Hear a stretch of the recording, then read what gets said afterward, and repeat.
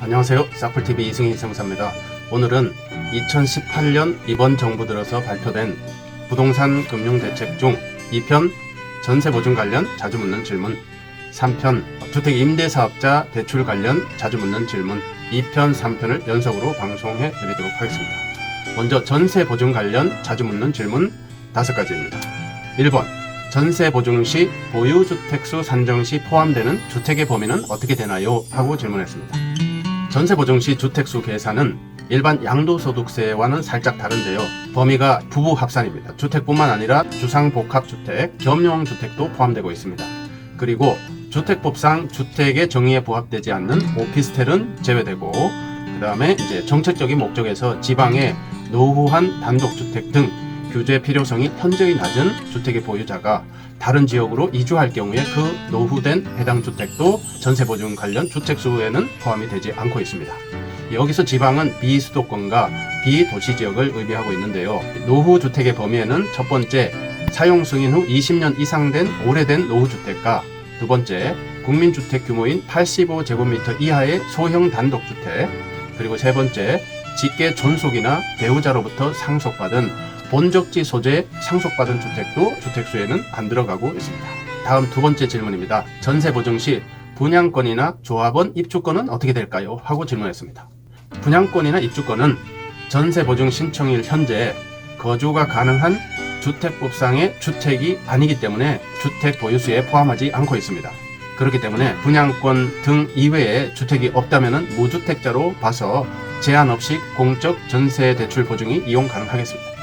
그리고 분양권 등 이외에 주택이 하나가 있다면 1주택자로 취급이 되기 때문에 부부 합산해서 소득금액 1억 이하인 경우에만 공적 전세 대출 보증이 가능하겠습니다. 세 번째 질문입니다. 그러면은 1주택자의 전세 보증 요건 중에 소득 요건 1억의 산정 방법은 어떻게 되나요? 여기서 소득은 기본적으로 부부 합산입니다. 부부 합산이기 때문에 세대의 소득을 의미한다고 보면 되겠습니다. 그리고 세대의 소득이지만 직계 비속의 소득은 포함되지 않는다는 점도 참고하시면 좋겠습니다. 여기서 소득은 당연히 종합합산 소득이고, 소득의 계산 기간은 1개월 이상부터 계산하며 12개월 1년 미만인 경우는 1년 12개월로 환산한 소득금액이다, 이렇게 보시면 되겠습니다.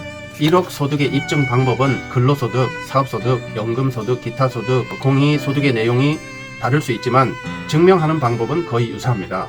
주로 홈택스에서 뗄 수 있는 것들이 많은데요. 소득금액 증명원이나 또는 재직회사에서 근로소득 원천징수부라고 있습니다. 근로소득 원천징수부나 근로소득 원천징수 영수증을 발행하는 회사의 명판이나 직인을 날인받아서 확인받을 수 있겠습니다. 또는 급여 명세서 등으로도 확인이 가능한데, 이 경우에도 역시 재직회사 또는 발행회사의 확인이 필요하겠습니다. 확인은 명판이나 직인을 날인받으면 되겠습니다. 기타 연금소득 같은 경우는 연금수급권자의 확인서겠습니다. 네 번째 질문입니다. 임대차 계약이 제도 시행 이전에 이루어졌는데 실제 입주나 전세 대출은 제도 시행 이후에 신청하게 된다면 어떻게 되나요? 하고 질문했습니다. 원칙적으로 전세보증제도는 제도 시행 이후부터 바로 적용되는 것이기 때문에 시행 이후 대출 신청분부터는 바로 강화된 규정이 적용되겠습니다. 그렇지만 신뢰 보호 측면에서 전세보증제도 시행 이전에 전세 계약을 체결하신 건에 대해서는 보유주택수나 1주택자에 대한 소득 요건을 적용받지 않고 정전 규정에 따라 전세보증의 이용이 가능하겠습니다. 다섯 번째 질문입니다. 이번에는 임차인이 제도 시행 이전부터 전세대출 보증을 이용하고 있다가 제도 시행 후 전세 계약을 연장하게 된다면 이때는 허그 등의 공적 전세대출 보증 연장이 가능할까요? 하고 질문했습니다. 이 경우는 경과 조치가 적용되고 있는데요. 1주택자와 다주택자의 요건이 서로 상이하기 때문에 나눠서 설명드리도록 하겠습니다. 1주택자의 경우는 소득 요건 부부 합산으로 1억 이하만 전세대출 보증이 가능한데요. 이 경우는 경과 규정이 적용되어서 정전 요건에 따라 소득 요건 1억은 적용되지 않겠습니다.